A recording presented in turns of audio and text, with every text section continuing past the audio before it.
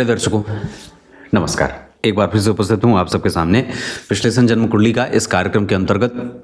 आज जो आपके सामने कुंडली लेकर के आया हूँ, ये कुंडली आई है मेरे पास भिलाई छत्तीसगढ़ से। फिलहाल ये रहते बाहर हैं, कहीं किसी दूसरे देश में हैं। शुरू करते हैं आज का कार्यक्रम। कहीं नहीं जाना है, बिल्कुल बन के रहिएगा।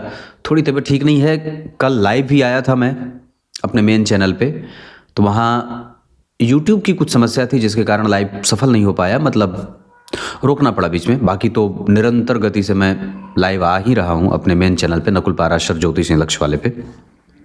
पर कोई बात नहीं है, शुरू करते हैं इस कुंडली का विश्लेषण। कुंडली अध्ययन में इस बात को ध्यान रखना होता है कि आप उस जातक के मनोबल को नीचे कर रहे हैं या फिर आप उसकी कमजोरी बता करके उसको आगे बढ़ने का मार्ग दे रहे हैं।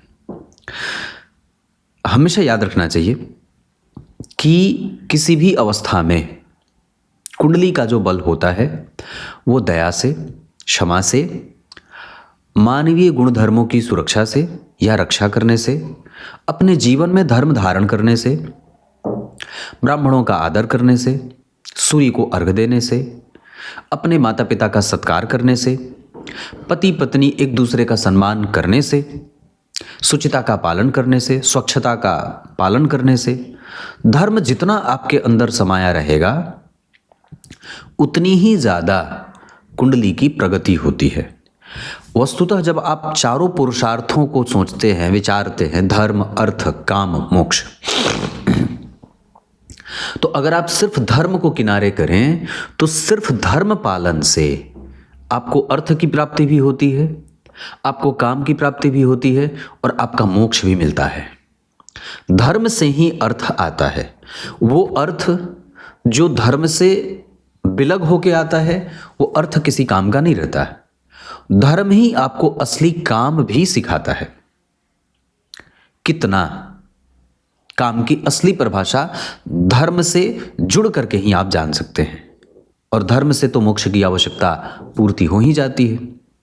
इस वजह से हमें हमारे जीवन में सबसे ज्यादा अपने आप को संतप्त रखते हुए, शुद्ध रखते हुए, विचारों में कोई प्रतियोगिता न रखते हुए, किसी से मैत्री नहीं, किसी से कोई शत्रुता नहीं, जितना ज्यादा हो सके एकदम शांत बने हैं।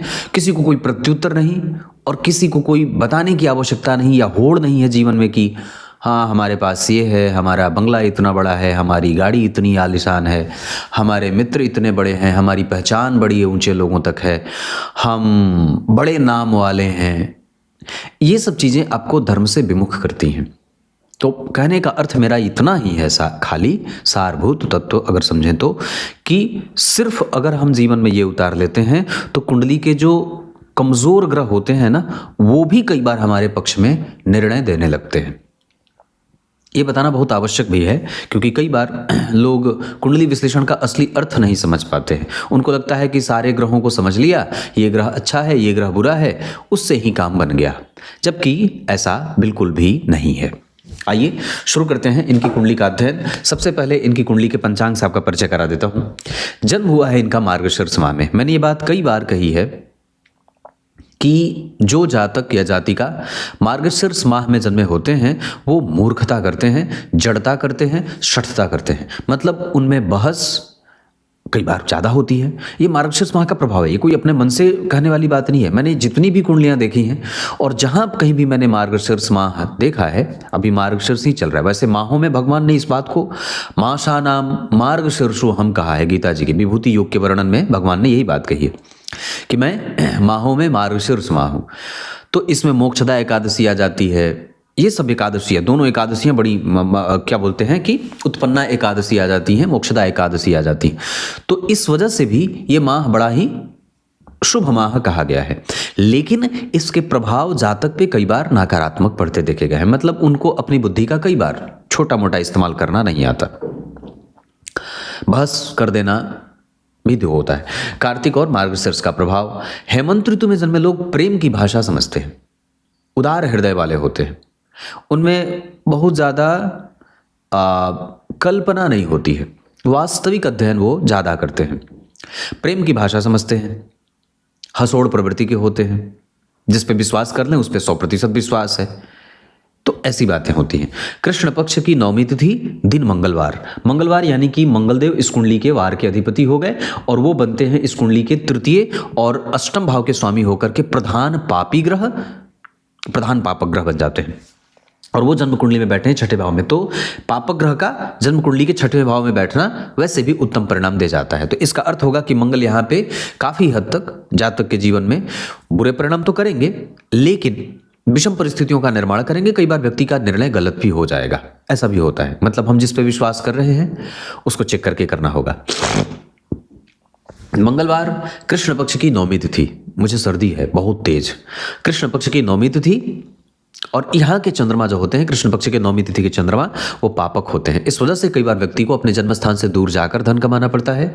यह व्यक्ति कलाओं को जानने वाला भी होता है और पढ़ाने वाला भी होता है, प्रतियोगिता परीक्षाओं में नौकरी प्राप्त करने वाला होता है, इतनी सारी चीजें, इंजीनियरिंग सर्विस को समझने वाला होता है, कानून को समझने वाला होता है, पढ़ाने की कला व्यक्ति में बड़ी अच्छी होती है, गीत संगीत नृत्य वाद्य यंत्र, इन सभी चीजों में व्यक्ति की विशेष रुचि देखने को मिल जाती है।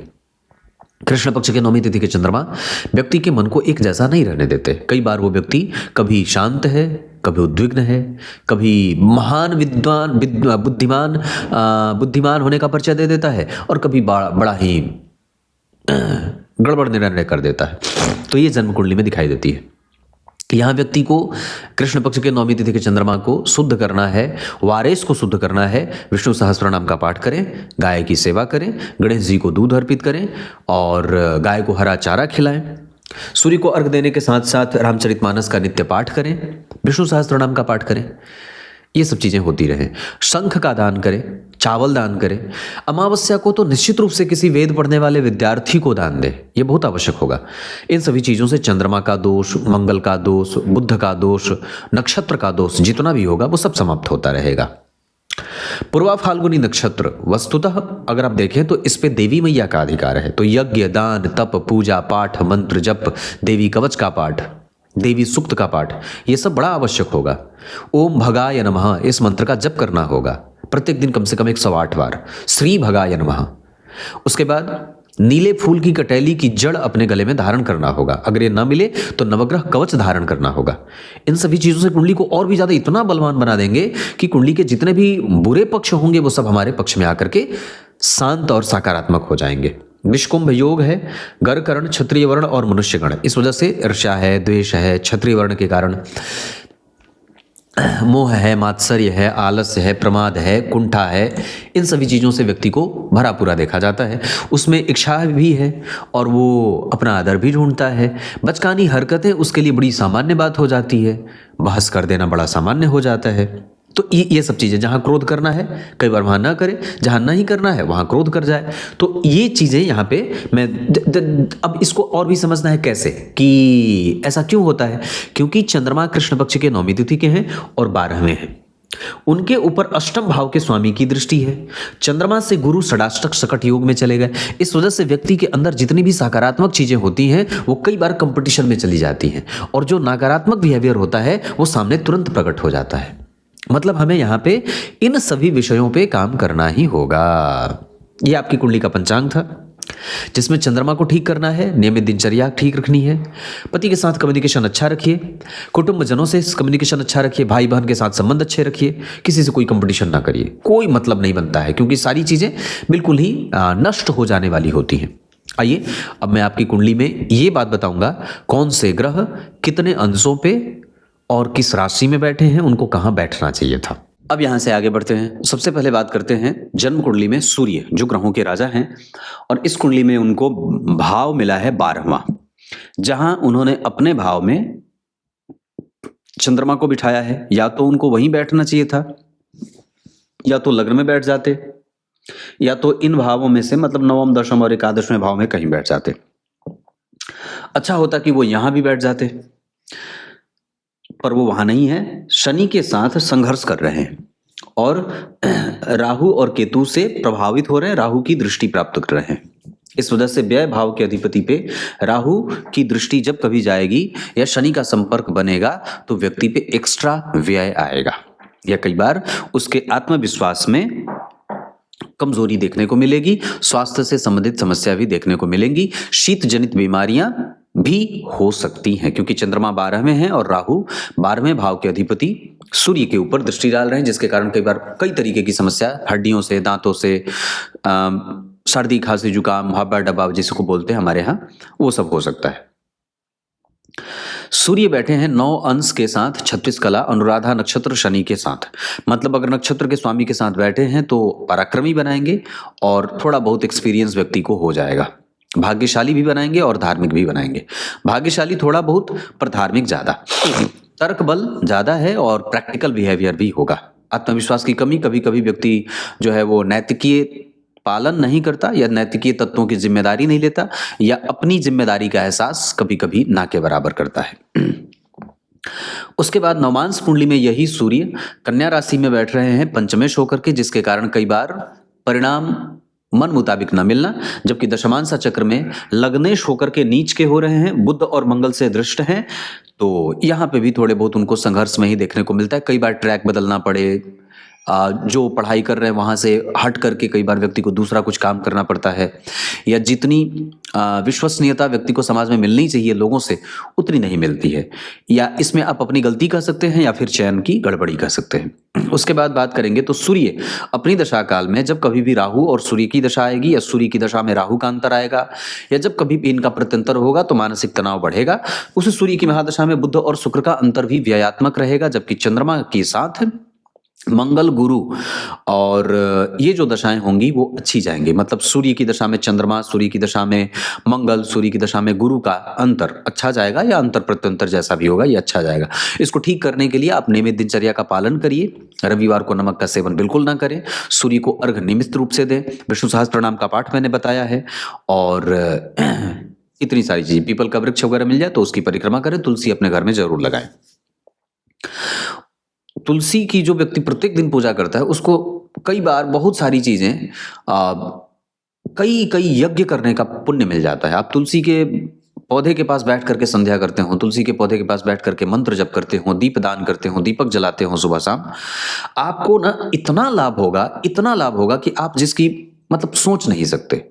मन बुद्धि चित्त को शांत रखते हैं, घर का पर्यावरण सुखी रखते हैं, ये सब चीजें सूर्य से ठीक होंगी, सूर्य को ठीक करेंगे। चंद्रमा आपकी कुंडली में बनते हैं लाभ भाव के स्वामी, धन भाव का योग बना रहे हैं क्योंकि लाभ का अधिपति द्वितीय भाव में बैठा है, मंगल और गुरु से दृष्ट हैं। लेकिन यहाँ चंद्रमा सकट में नहीं है, मैंने सकट बोल दिया था, पर चंद्रमा और गुरु का संबंध है तो कई बार ये एग्रेशन देगा, या कई बार व्यक्ति सत्य बोलने वाला हो जाता है, और वो सत्य बोलने की जो स्थिति होती है वो व्यक्ति को कई बार दूसरों की नजर में कड़वा बना देती है, तो ऐसी चीजें होती है। 23 अंश के साथ बैठे हैं, आत्मकारक ग्रह आपकी कुंडली का लाभेश हो रहा है। नवांश कुंडली में वो बैठ रहे हैं 27 अंश पे विशाखा नक्षत्र में, और तुला राशि में बैठ रहे हैं, कोई खराबी नहीं है, वहां माता का सुख दे रहे हैं। उसके साथ दशमांश चक्र में वो मीन राशि में बैठ रहे हैं 12वें भाव के स्वामी होकर के, तो कई बार आप विदेश में रहेंगे तो थोड़ा कंपटीशन रहेगा। लेकिन चंद्रमा अपनी दशा काल में आपको मतलब साहस और बल भरने का काम करेंगे, आपको हिम्मत नहीं हारने देंगे। वही चंद्रमा पूर्व फाल्गुनी नक्षत्र में बैठे हैं तो कभी कभी छोटी मोटी बीमारियां भी दे सकते हैं। हालांकि व्यक्ति के पास कैपेसिटी अच्छी है, वो उसकी समझ बहुत अच्छी है। चंद्रमा से शुक्र और बुध का अंतर बहुत अच्छा रहेगा। चंद्रमा के साथ गुरु और मंगल की दशाएं भी बहुत अच्छी रहेंगी। चंद्रमा के साथ शनि का अंतर कमजोर जाएगा, जबकि चंद्रमा में सूर्य का अंतर जब कभी भी आएगा, अंतर प्रत्यंतर की मैं बात कर रहा हूं, तो उसमें व्यक्ति का निर्णय गलत हो सकता है। साथ ही साथ चंद्रमा में शनि का अंतर भी, अंतर प्रत्यंतर जब कभी भी दोनों एक साथ एक्टिव होंगे तो व्यक्ति के निर्णयों में गड़बड़ी करेंगे और मन को एक जगह एकत्रित होने में नुकसान करेंगे, या स्वास्थ्य को एक जैसा नहीं रखेंगे, ऐसी चीजें देखेंगे। उसके बाद मंगल की बारी आती है। मंगल होते हैं आपकी कुंडली में अष्टम के साथ साथ तीसरे के अधिपति, विपरीत राजयोग बना रहे हैं। नवांश कुंडली में ये मंगल स्वग्रही होकर के अपना दोष खत्म कर रहे हैं, जबकि दशमांश चक्र में भी स्वग्रही होकर के दोष मुक्त हो रहे हैं, जबकि बुध को पीड़ित कर रहे हैं यहाँ पे। इस कारण से कई बार मंगल और बुध का अंतर लाभ में कमजोर देगा। यहाँ पे मंगल में शनि का अंतर कमजोर होगा, जबकि मंगल में बुध का अंतर यहाँ भी थोड़ा कमजोर होगा। जबकि मंगल और गुरु की दशाएं, मंगल और सूर्य की दशाएं, मंगल शुक्र, ये सब दशाएं अच्छी जाएंगी। अंतर प्रत्यंतर की बात कर रहा हूं। मंगल लग्न कुंडली में बैठे हैं 6 अंश के 9 कला, धनिष्ठा नक्षत्र अपने ही नक्षत्र में बैठे हैं और नवांश चक्र में स्वग्रही होने के कारण लगभग वो आपको एक अच्छा स्कोप देंगे, तकनीकी समझ, दुनिया को समझने की शक्ति, व्यापार को आगे बढ़ाने का बल, एक अच्छा और समझदार पति और ये चीजें मिल जाएंगी। जबकि मंगल की दशा में शुक्र बुध का अंतर ठीक होगा, चंद्रमा का अंतर ठीक होगा, काफी हद तक गुरु का अंतर भी ठीक होगा। तो इस हिसाब से अगर बात करते हैं तो मंगल के अंतर प्रत्यंतर में ठीक होंगी चीजें। अपने नक्षत्र में बैठे होने से मंगल की दशा में व्यक्ति कई बार अपने आसपास पड़ोस के लोगों के साथ अपने रिसर्च पे थोड़ा कठिनाई महसूस करता है या मेहनत ज्यादा करनी पड़ती है, गलत निर्णय में भी जा सकता है व्यक्ति, ऐसी चीजें देखने को मिल रही है। हालांकि एक बहुत अच्छी बात जो मंगल और शनि में देखने को मिल रही है कि दोनों आपस के शत्रु ग्रह हैं, दोनों ने आपस में स्थान परिवर्तन किया है। कन्या लग्न की कुंडली के लिए पंचम के साथ छठे भाव के स्वामी होकर के साहचर्य के नियम के आधार पर पापक परिणाम देते हैं। मंगल इस कुंडली के लिए प्रधान पापी ग्रह होते हैं, शुक्र इस कुंडली के लिए मारक ग्रह होते हैं, जबकि द्वितीय होने के कारण मारक होंगे और सामान्य मारक होंगे, बहुत कठिन मारक नहीं होंगे। मंगल इस कुंडली के प्रधान मारक बनेंगे, शनि इस कुंडली के लिए कष्ट देने वाले ग्रह बन जाएंगे। भाग्येश होकर के द्वितीय भाव में बैठने के कारण शुक्र कभी कभी पैतृक संपत्ति से दूरी लेके जाते हैं। ये सामान्य ग्रहों का फल है। तो मंगल का प्रभाव धर्म को लेकर के, चिंतन को लेकर के, प्रक्रिया को लेकर के थोड़ा बहुत व्यक्ति बहुत ज्यादा रिसर्च करे, दिमाग ज्यादा लगाए, क्योंकि मंगल की 4थी दृष्टि, शनि की 7वीं दृष्टि और केतु की 9वीं दृष्टि, भाग्य भाव पे सारे के सारे पाप ग्रहों का प्रभाव है। और भाग्य के अधिपति जन्म कुंडली में द्वितीय भाव में बैठ रहे हैं, लग्नेश और भाग्येश का संबंध धन में है, तो व्यक्ति धार्मिक क्षेत्र में महारत हासिल करना चाहता है। पूजा पाठ, मंत्र जप, ज्योतिष, ध्यान, योग, प्राणायाम आदि इन सभी चीजों में व्यक्ति की रुचि रहती है। बहुत हद तक वो ज्योतिष को भी समझने वाला हो जाता है। ऐसी चीजें देखने को मिलती है। पर बात क्या है कि लग्न में केतु बैठे, इस वजह से एक अलग सा कंफ्यूजन, केंद्र में कोई ग्रह नहीं, इस वजह से किसी भी करियर को शेप मिलने में दिक्कत होती है, संघर्ष जारी रहता है और व्यक्ति कई बार अनुभव इकट्ठा करता ही रहता है, उस अनुभव का कई बार लाभ नहीं उठा पाता है। ये चीजें होती हैं। तो जीवन में बहुत सारे क्षेत्रों का एक्सपीरियंस तो है, पर उस एक्सपीरियंस को कैसे इस्तेमाल किया जाए, उसका कैसे 100% इस्तेमाल किया जाए, वो व्यक्ति अपने लिए नहीं कर पाता और दूसरों के लिए भी नहीं कर पाता है। तो ये एक ऐसे जैसे होता है ना, बजरंगबली को असीमित उनके पास ऊर्जा तो थी, पर उनको याद दिलाने के लिए जाम्बवंत की आवश्यकता पड़ती है। तो ऐसे ही आपको याद दिलाने के लिए आपके पास इतनी असीमित ऊर्जा है, पति की आवश्यकता पड़ती है, बच्चे आपको मोटिवेट करते हैं, तब जाकर के आपका बल बढ़ता है।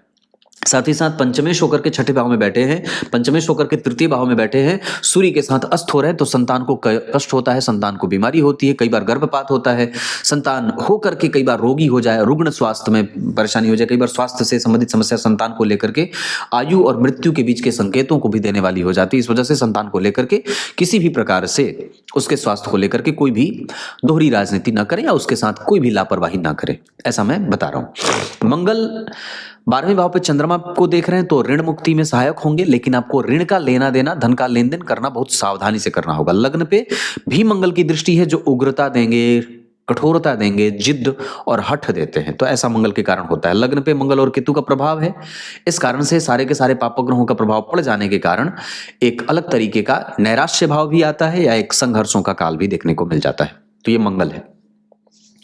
मंगल आपको अपनी दशा काल में भवन, भूमि, वाहन के सुखों के प्रति लालसा पैदा करेंगे और ऐसा लगभग वो पूर्ति भी इसकी करवा देंगे। बुध आपकी कुंडली के लग्नेश होते हैं, लग्न 11 अंश का, मजबूत और इसे मतलब तरुण अवस्था का तो नहीं, पर इसे प्रबुद्ध लग्न कहते हैं। ऐसी अवस्था में ये मंगल बहुत उत्तम परिणाम देंगे। हस्त नक्षत्र का लग्न बना है और जो प्रभाव है इस कुंडली का, उसमें मंगल का भी प्रभाव आ रहा है।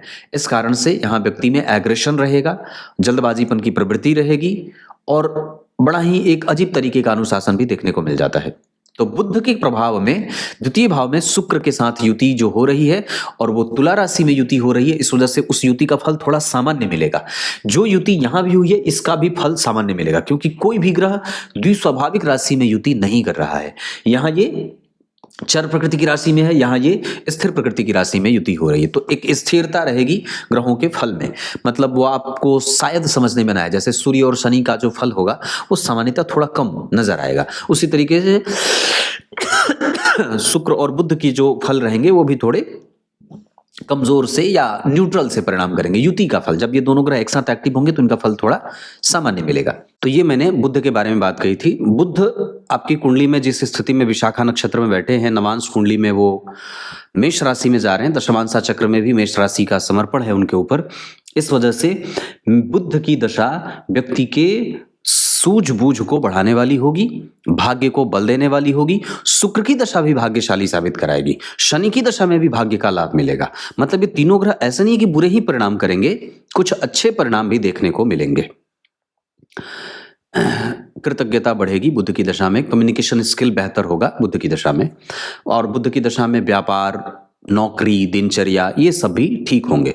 बुध के साथ शुक्र की दशा अच्छी जाएगी, बुध के साथ गुरु, मंगल और चंद्रमा की दशा भी अच्छी जाएगी अंतर प्रत्यंतर में। उसके बाद देवगुरु बृहस्पति आपकी कुंडली के लिए 2 भावों के स्वामी होते हैं, सप्तम और दशम चतुर्थ के।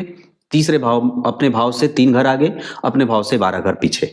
इस हिसाब से जो गुरु का प्रभाव होगा वो थोड़ा बहुत शक संदेह में जाएगा, या ये कह सकते हैं कि सप्तमेश की युति अष्टमेश के साथ हो रही है तो थोड़ा बहुत उनको संघर्ष में देख रहा हूं। नवांश कुंडली में भी देवगुरु बृहस्पति अपनी राशि को पकड़ रहे हैं, दशमांशा चक्र में अच्छे हैं। इसका अर्थ होगा कि ये ग्रह आरंभ में थोड़ा बहुत धनहानि कराएगा, पर बाद में चल करके ये आपके पक्ष में आकर के निर्णय देंगे। गुरु शतभिखा नक्षत्र में है, राहु के नक्षत्र के कारण कई बार इनके जीवन में गुरु की दशा में संघर्ष देखने को मिलेगा, जो धन का व्यय कराएंगे या कई बार पैसे बचाने में सहयोगी नहीं होंगे। गुरु की दशा में हालांकि फिर भी व्यक्ति की समझ रहेगी, कम्युनिकेशन स्किल बेहतर होगा और अनुभवों के इकट्ठे होने का योग बढ़ेगा।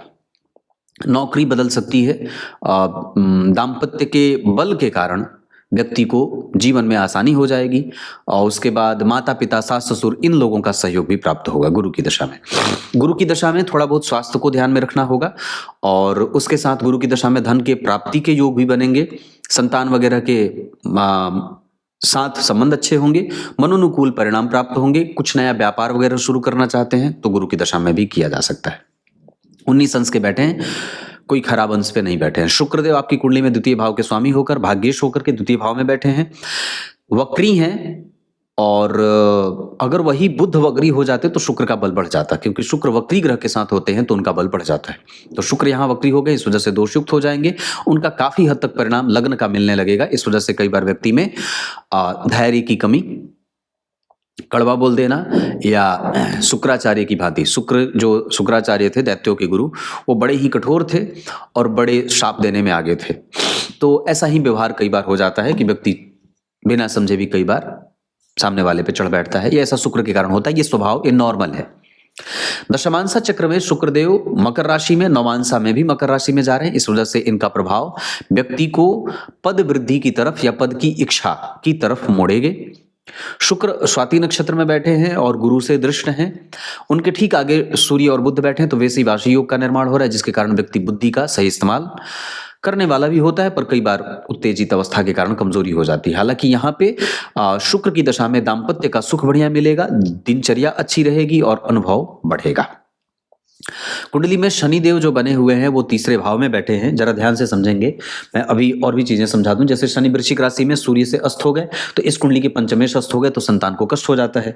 यहाँ पे जो शनि है वो जन्म कुंडली में धनु राशि में बैठे हैं और इसके अधिपति 12वें भाव में चले गए, तो भाग्य का बल होता है कि संतति प्राप्त हो जाती है, या संतति को लंबी बीमारी हो जाती है और वो ठीक हो जाती है।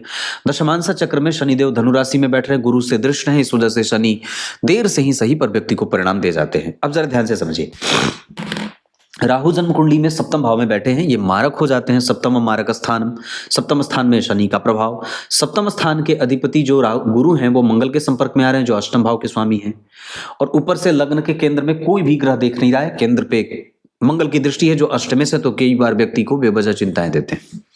यहाँ लग्न कुंडली के अष्टम भाव के स्वामी यहाँ के लग्नेश बनते हैं, जहाँ के तृतीय भाव के स्वामी लग्न में आ गए। अष्टम भाव के स्वामी जन्म कुंडली के लग्न को देख लिए, ये परेशानी है। यहाँ पे लग्न के स्वामी जो सूर्य है वो जन्म कुंडली में नीच के हो गए, इस वजह से यहाँ जन्म कुंडली के जो प्राप्त होने वाले भाव के अधिपति थे या धन भाव के स्वामी थे वो बुध के कारण, मंगल के साथ बैठने के कारण पीड़ित हो गए।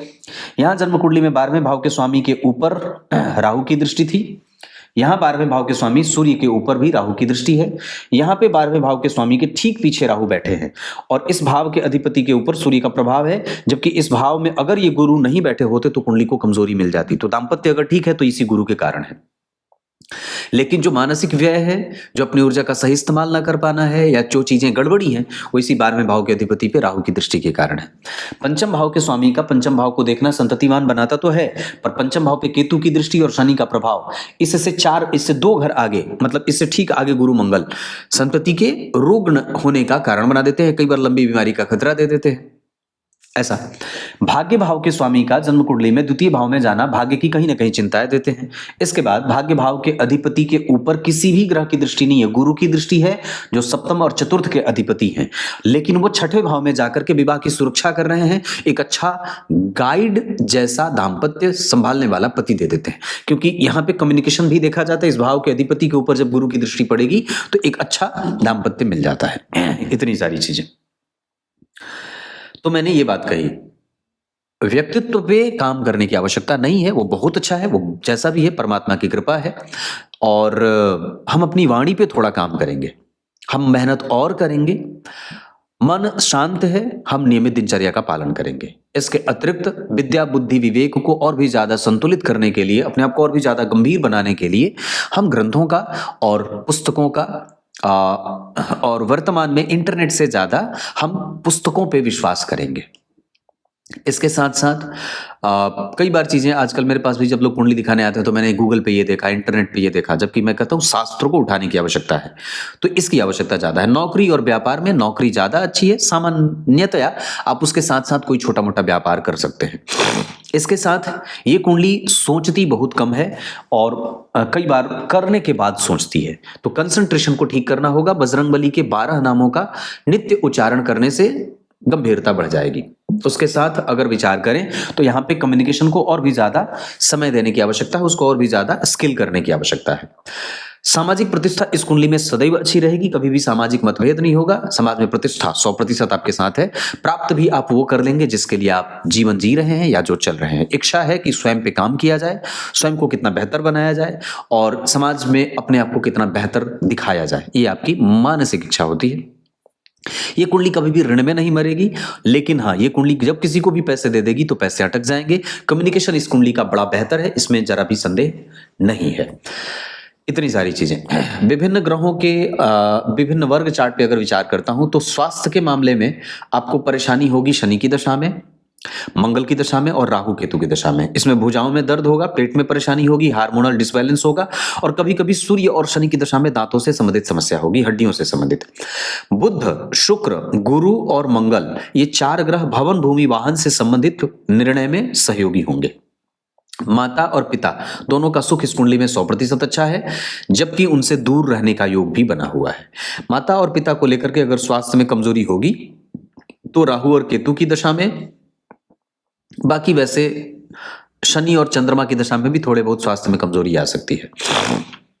शनि, मंगल, राहु, केतु और शुक्र की दशा में टफ थोड़ा टाइम महसूस होगा, जबकि गुरु, बुध, चंद्रमा और सूर्य की दशा में बड़ी सरलता से दशाएं यूं बीत जाएंगी। आप भाग्यशाली हैं और धार्मिक भी हैं। इतनी सारी चीजें। संतान को लेकर के, संतान को स्वास्थ्य से संबंधित समस्या है, उसका ध्यान रखना होगा, जबकि संतति का सुख 100% आपके पास है। वो बीमार है या रुग्ण है। संतान को लेकर के कष्ट हो सकता है आपकी कुंडली में शुक्र की दशा में और शनि और केतु की दशा में संतान को लेकर के कष्ट हो सकता है। इस वजह से हमें ध्यान रखना होगा। इतनी सारी चीजें। अब मैं मूल बिंदु पे आता हूं। सूर्य और चंद्रमा को ठीक करने के लिए नियमित दिनचर्या, मैंने पूर्व में जितने उपाय बताए हैं। मंगल को ठीक करने के लिए बजरंगबली के 12 नामों का उच्चारण नित्य 12 बार करें। गणेश जी को दूर्वा और दूध अर्पित करें। इष्ट की तस्वीर घर के प्रत्येक दीवार पे या घर के लगभग अधिक संख्या में उनको भर के रखिए, ताकि जहां भी दृष्टि पड़े आपके इष्ट नजर आ जाएं। उसके बाद ब्राह्मणों का आदर करें। नियमित दिनचर्या का पालन, मैं बार बार बोल रहा हूं। मांसाहार का त्याग करें। जितना ज्यादा हो सके अपने आप को गुरु, संत जन और गुरु की मंत्र, गुरु की आज्ञा का पालन करें। गुरु के मंत्रों का जप करें। इसके साथ साथ शनि की दशा लगभग अच्छी जाएगी। राहु और केतु 25% अच्छे जाएंगे। शुक्र की दशा भी 50% अच्छी जाती हुई नजर आ रही है। दिन के हिसाब से अगर बात करते हैं तो शुक्रवार, और शुक्रवार के साथ आपकी कुंडली में शुक्रवार का दिन बहुत अच्छा रहेगा। अंक इस कुंडली के लिए 5 और 7 बहुत अच्छे रहेंगे। नक्षत्र पूर्वा फाल्गुनी में दान करना चाहिए। अनुराधा, हस्त, भरणी, श्रवण, ये नक्षत्र किसी भी काम को करने के लिए अच्छे रहेंगे। अंक आपकी कुंडली के लिए मैंने बताया 5 और 7। मित्रता मकर और वृष वालों से करें, शत्रुता न करें मिथुन, वृश्चिक और मीन वालों से। कुछ इसी तरीके से आज के इस कुंडली विश्लेषण के कार्यक्रम का समापन करते हैं। तब तक के लिए बहुत बहुत नमस्कार।